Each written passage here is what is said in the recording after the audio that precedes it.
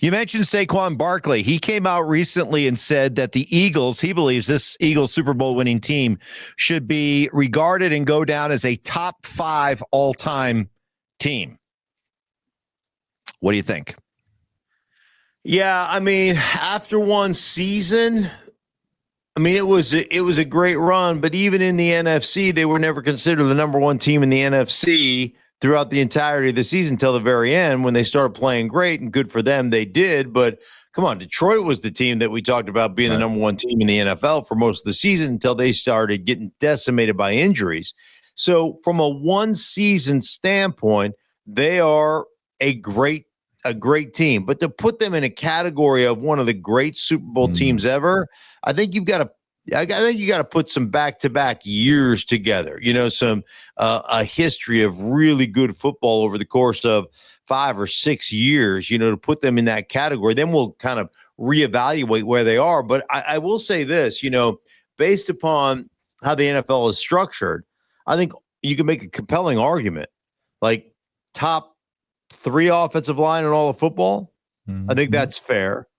Top 3 or 4 receiving core with A.J. Brown and Devontae Smith, and you add in Goddard, and that's got to be the best running back in football, right? Quarterback, he's a top. He may not be top 5, but he's top 10. Yep. And then you look at defense with the defensive line that they had last year. Now they lost Milton Williams, they lost Sweat. You know, Brandon Graham retired, but they're still defensive line great.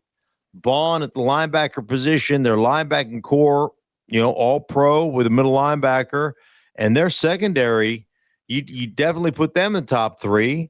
So you can make a compelling argument that they're a top 10, maybe a top 7, top 5, every positional category in all of football. How many football teams over the course of any one given season have a top 5 O-line, top 5 running back, top 5 wide receiving core, top 5-ish quarterback, top 5 defensive line, top 5, you know, front 7, so to speak, and top 5 back end?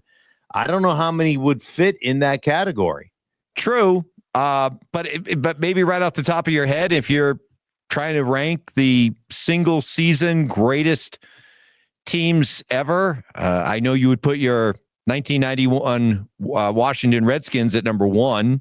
I still believe that's the only team in Super Bowl history that had ranked a top 5 offense, top 5 defense, and top 5 special teams. Okay. And that may have changed over the last few years, but I think the 91 Redskins were the only team that had that. But of course, you know, when you start, do we stack up when you say Ernest Biner to Saquon Barkley? Although Ernest Biner is one of the great football players I ever played with. Mark Rippon versus whoever, right. You know, like I understand that. But yeah, that was a really great team. So was the 98 Broncos winning 13, you know, the first 13 games. But you look at those 2007 Patriots that went, you know, until they lost the Super Bowl, right? Right.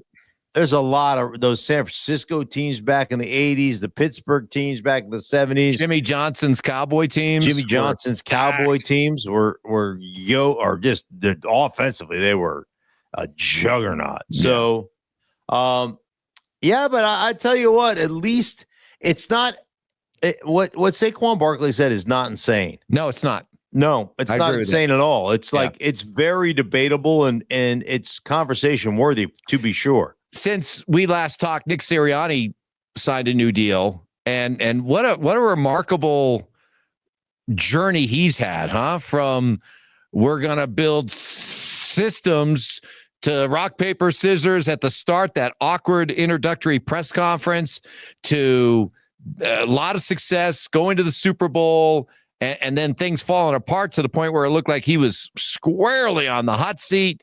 And then they rebound and end up being a Super Bowl, and we're having conversations about maybe top 5 of all time. What a wild ride it's been for Nick Sirianni.